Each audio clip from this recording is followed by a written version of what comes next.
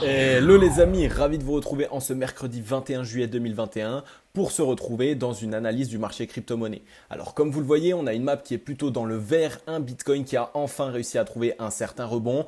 Il nous montre un petit peu de force, on voit que les boules sont en train vraiment de se présenter sur les niveaux que nous sommes allés chercher. On est allé chercher pour rappel les 29 500 $ environ et à ce moment-là, on a trouvé une certaine réaction de la part des boules. Un Bitcoin au 31 860 $ plus 7,21% sur la journée, c'est quand même assez encourageant. On va essayer de voir ensemble évidemment sur les graphiques si c'est simplement un rebond technique ou est-ce qu'on est vraiment en train d'essayer d'inverser la tendance. Donc restez bien sur la vidéo, c'est primordial. Une Bitcoin dominance, elle, qui est simplement en train de valider son ancienne résistance en tant que support. Donc là aussi, ça montre une belle indication. Ça nous montre qu'on est simplement en train de souffler, qu'on est en train d'essayer d'aller récupérer de la force sur un niveau qu'on connaît et on va essayer de rebondir dessus. Ethereum, lui, qui arrive enfin à récupérer son niveau de support clé. Il est actuellement au 1926 $ plus 9,21%. Dès lors que Papa Bitcoin lâche un petit peu les lestes, dès lors que Papa Bitcoin arrête de drainer tout le marché à la baisse, on voit un petit peu ce que ça peut donner. On a une map qui est entièrement dans le vert. On a de très très belles performances, des altcoins dans le vert foncé, notamment Theta qui nous pousse 18,36%. On voit qu'on a ici le ICP qui arrive à nous pousser 23,56%, Kusama avec plus 17%, Nemxem 16,91% et VeChain avec 17,42%. Donc c'est une très belle journée, on voit qu'elle est totalement rachetée. Les AL commencent enfin à montrer une certaine force. Là aussi, il va falloir attendre de pouvoir valider un maximum d'informations et c'est Papa Bitcoin qui va nous les donner.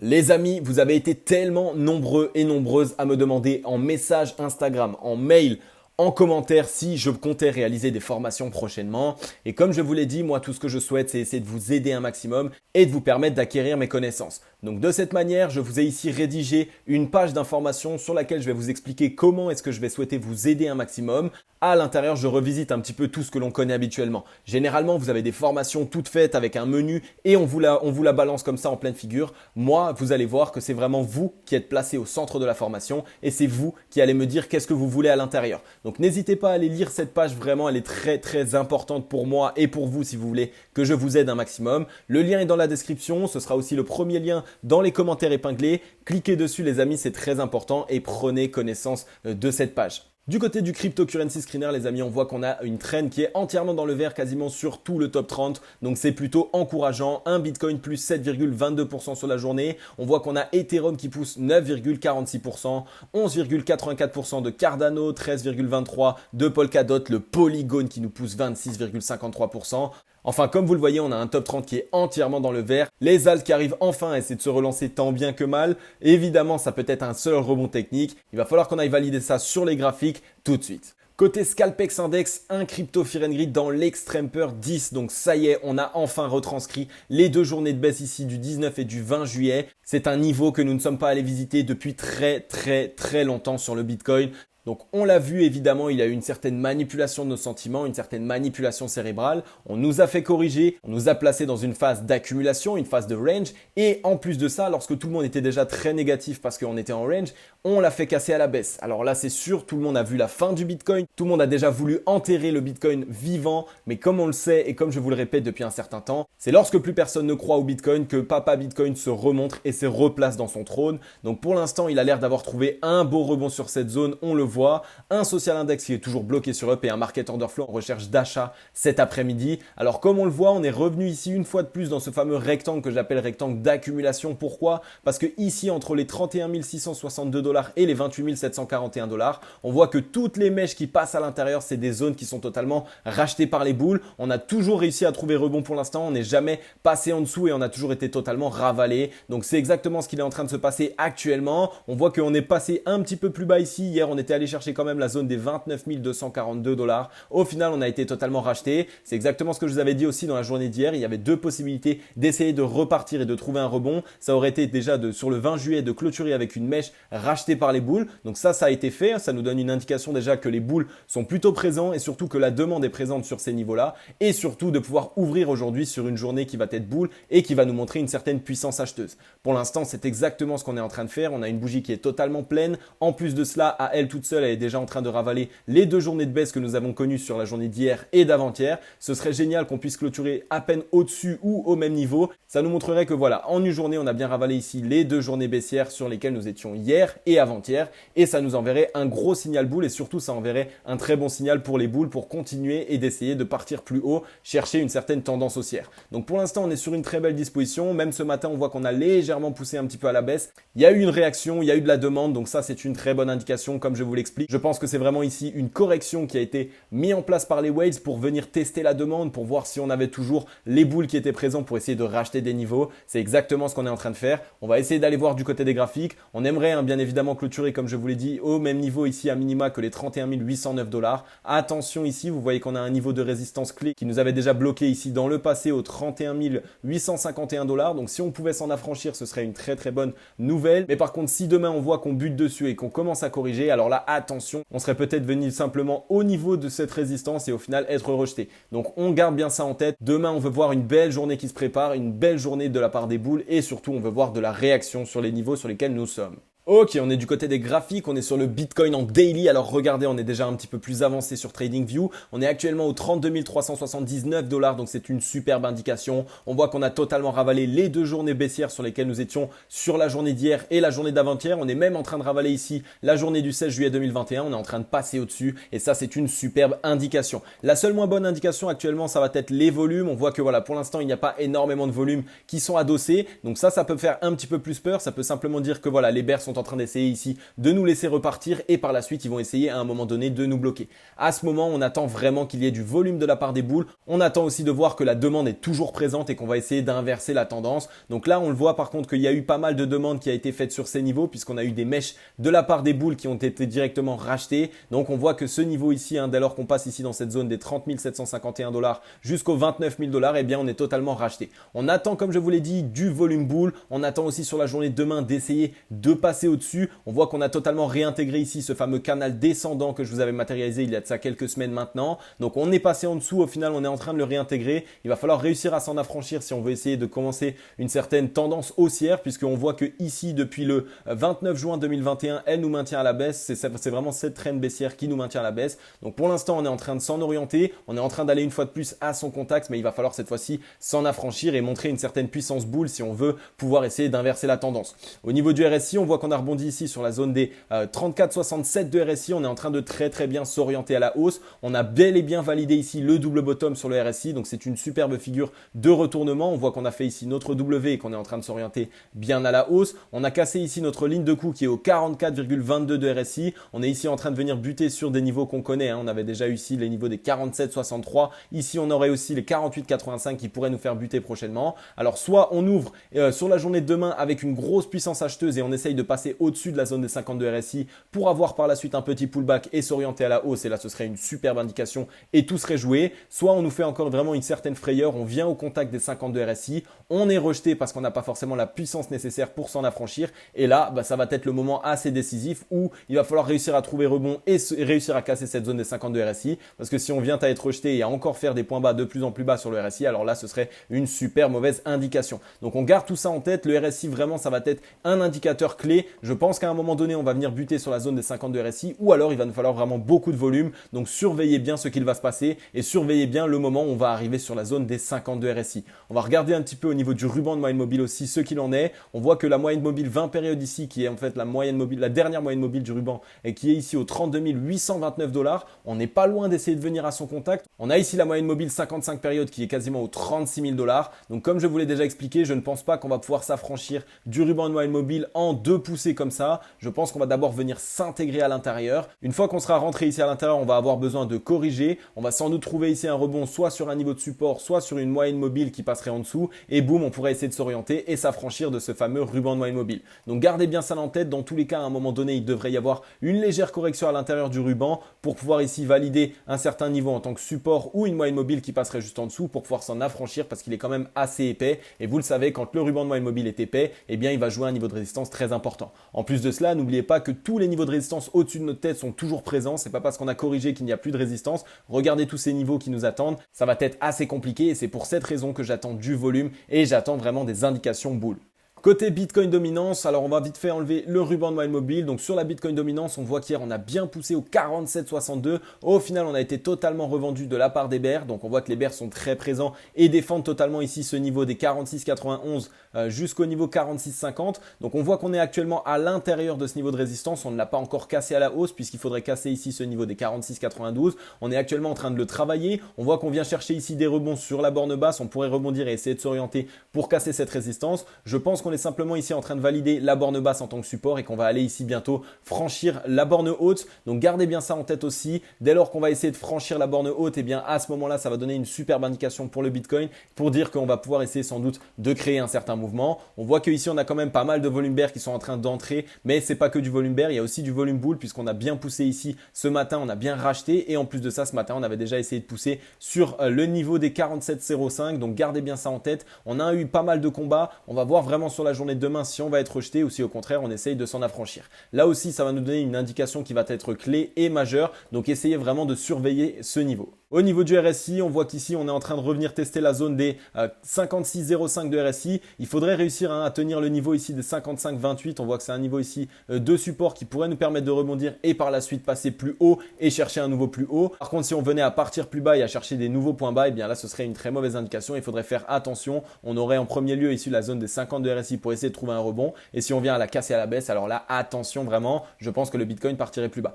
Par contre, au contraire, on voit qu'on est ici plutôt en train de venir tester cette zone des 55,43, cette zone de support qui pourrait nous permettre de trouver rebond. Donc gardez bien ça en tête, je pense que la Bitcoin dominance devrait se lancer d'ici demain ou après-demain. Du côté des futurs CME, c'est encore plus propre. Regardez, on est venu ici deux fois mécher directement dans leur niveau de support clé entre les 29 390 $ et les 28 770. On est venu ici simplement chercher contact, on a directement posé les fesses dessus et on est en train de repartir comme des fusées. Donc sur les futurs CME, on voit que là, on a par contre pas mal de volume qui est en train d'être intégré. Donc ça montre qu'il y a quand même de la demande sur les niveaux sur lesquels nous étions. On est en train ici de créer plus de volume que sur les journées précédentes et ce n'est pas fini. Je pense qu'on va pousser encore un petit peu plus haut. On est au-dessus ici de cette moyenne mobile que je vous l'ai déjà expliqué, cette moyenne mobile en bleu que je vous ai mis qui est simplement ici la moyenne mobile des 20 derniers volumes. Donc là, vu qu'on est en daily, c'est sur les 20 derniers jours. Si on passe au-dessus, ça montre qu'on a plus de volume sur cette journée que sur les 20 derniers jours. Donc ce serait une superbe indication et ça nous montrerait qu'on pourrait essayer vraiment de chercher une certaine tendance haussière. Au niveau du RSI, on voit qu'on a rebondi ici sur la zone des 35,57. On a là aussi une énorme divergence qui est mise en place par rapport à tous les bottoms qui sur le cours sont de plus en plus bas tandis que sur le RSI sont de plus en plus hauts. Donc vraiment ça aussi, gardez-le en tête, c'est une superbe indication pour nous dire qu'on pourrait avoir trouvé ici un rebond et surtout que les bulles vont enfin commencer à essayer de se montrer les prochains temps. On va sans doute avoir ici une zone qui va nous faire un petit peu résistance au 43,07 voire au 44,90. Donc on va peut-être essayer d'aller à son encontre, légèrement corriger pourquoi pas et par la suite essayer de venir s'affranchir des niveaux. Donc on garde bien ça en tête, sur les futurs CME c'est une superbe indication et c'est encore plus propre que notre charte. Donc ça montre que les institutionnels sont intéressés par les niveaux sur lesquels nous sommes allés travailler ces derniers temps. Ethereum, que dire de Ethereum? On voit sur la journée d'hier qu'on a eu pas mal de volume bear qui ont été entrés directement. On a eu une journée qui a été assez combattue. On était allé chercher ici les 1881 $ au plus haut et on était chercher ici les 1692 $ au plus bas. Donc ça a été une journée très combattue. Il y a eu pas mal de volume. On voit que les bulles défendaient cette zone. On voit que les bears essayaient de nous faire lâcher cette zone. Finalement, on a été bien ravalé. Ça nous a prouvé ici qu'on a eu pas mal de demandes sur ces niveaux. On voit qu'il y a eu les bulles qui ont été bien présents et que la demande est bien présente sur ces niveaux. Donc ça nous permet de repartir bien à la hausse. Là, on n'a pas non plus énormément de volume qui rentre par rapport au volume bear. Donc là aussi, attention, il va nous falloir vraiment sur les prochains jours, donc sur jeudi, sur vendredi, faire rentrer plus de volume bull que du volume bear parce que sinon, ça peut être simplement un rebond technique et donc une très mauvaise indication. On est ici en train de venir réintégrer notre ancien niveau de support qui est maintenant une résistance entre les 1907 $ jusqu'aux 2073 $. Donc il va falloir le réintégrer. Pourquoi pas un petit pullback et par la suite essayer vraiment de s'en affranchir ou peut-être qu'on va vraiment essayer de pouvoir s'en affranchir ici en quelques jours avec jeudi et vendredi. Pourquoi pas essayer d'exploser vraiment et pourquoi pas se loger au-dessus de ce fameux niveau de résistance.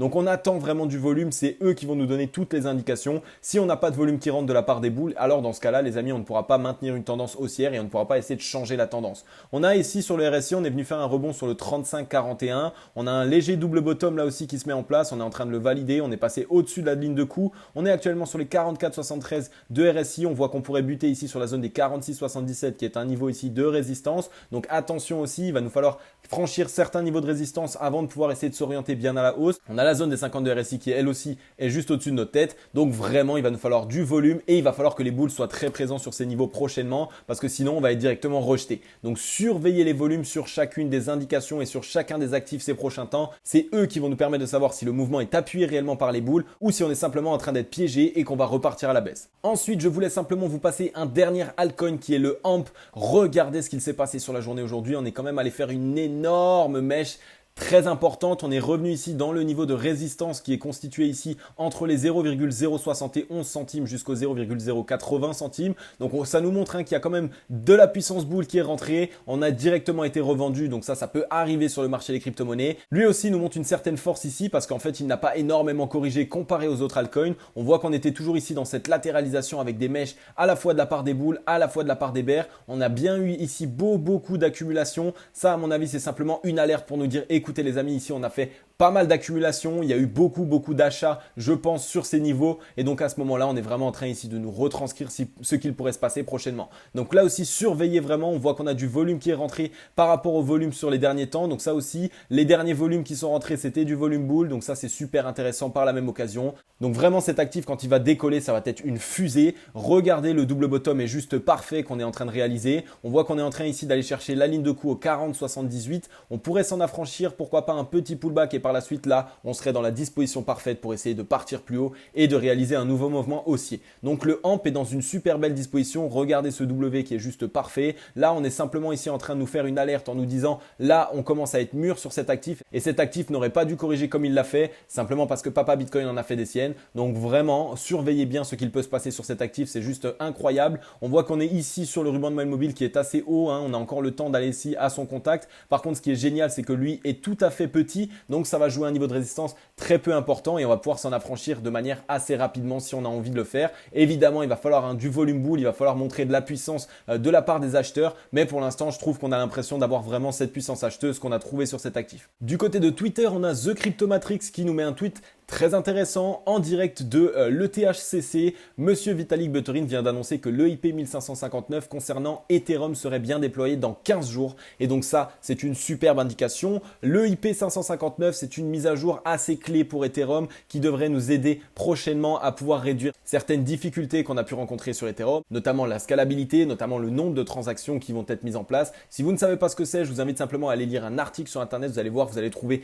pas mal d'informations. Mais en tout cas, c'est une superbe news pour Ethereum. Il annonce qu'en plus de cela, il n'y aura pas de retard. Donc, on sera bien validé, on sera bien dans les temps pour une fois. Donc, à ce moment, ça peut envoyer un très bon signal pour Ethereum. On le sait, en ce moment, il pâtit plutôt pas mal à cause du Bitcoin. Il pâtit plutôt pas mal aussi, pas parce que sa blockchain est trop utilisée. Et donc, évidemment, il y a des frais de transaction qui sont très élevés. Mais le IP 1559 est vraiment là pour essayer de pallier à un certain nombre de points négatifs sur ce projet. Et ça va être vraiment très annonciateur. Donc, on va voir comment est-ce qu'il va être mis en place. On va voir surtout, évidemment, s'il va fonctionner comme il voudrait le faire fonctionner. Mais en tout cas, ça reste une très bonne news pour Ethereum et on va essayer de voir si tout ça va être pricé sur Ethereum.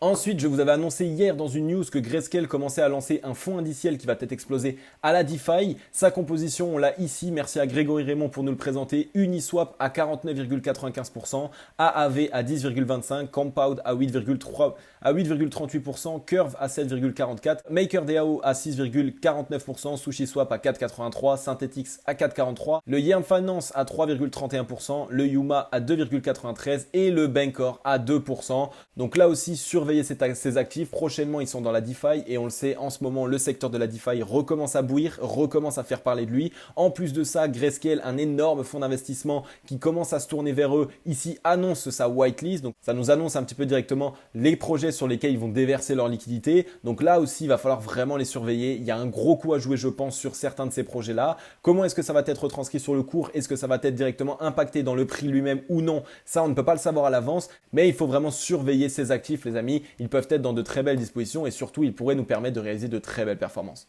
Ok les amis, j'en ai fini avec cette vidéo. Comme d'habitude, j'espère qu'elle vous aura plu un maximum. Merci à vous tous pour votre soutien au quotidien, pour vos likes, pour vos partages, pour vos commentaires. On est 4100 abonnés, c'est incroyable. On se développe tellement rapidement. Je reçois des mails de beaucoup de personnes qui sont choquées du développement de notre chaîne YouTube. C'est juste incroyable et tout ça, c'est grâce à vous. Ce soir les amis, je suis en live sur Twitch, donc je suis directement interviewé par le Lolo Show. Donc n'hésitez pas à aller dans la description là aussi. Je vais vous partager le lien de de l'interview de ce soir. Si vous voulez venir nous rejoindre, si vous voulez poser des questions ou si vous voulez simplement venir découvrir un petit peu plus sur ma vie privée, eh bien n'hésitez pas à me rejoindre, je vais discuter ce soir, c'est mon tour. Donc merci beaucoup une fois de plus à toutes les personnes qui s'abonnent au quotidien, bienvenue à vous et si toi qui regardes cette vidéo tu n'es pas encore abonné, eh bien abonne-toi et active la cloche, je t'attends de l'autre côté, on est plus de 4100, on est en train de créer une vraie grande famille et en t'abonnant tu vas avoir accès à un update de marché par jour dans lequel je réalise l'analyse du marché des crypto-monnaies, je t'explique les tendances, je t'explique dans quelle disposition est le Bitcoin et surtout je te mets en avant aussi des projets qui sont dans de très belles dispositions pour exploser ces prochains temps. Donc on commence à s'agrandir de plus en plus, rejoins-nous vraiment si tu ne veux pas rater quelque chose de grand. En tout cas comme d'habitude je vais vous souhaiter une agréable journée ou une agréable soirée, c'était Cryptologique. Ciao bye bye.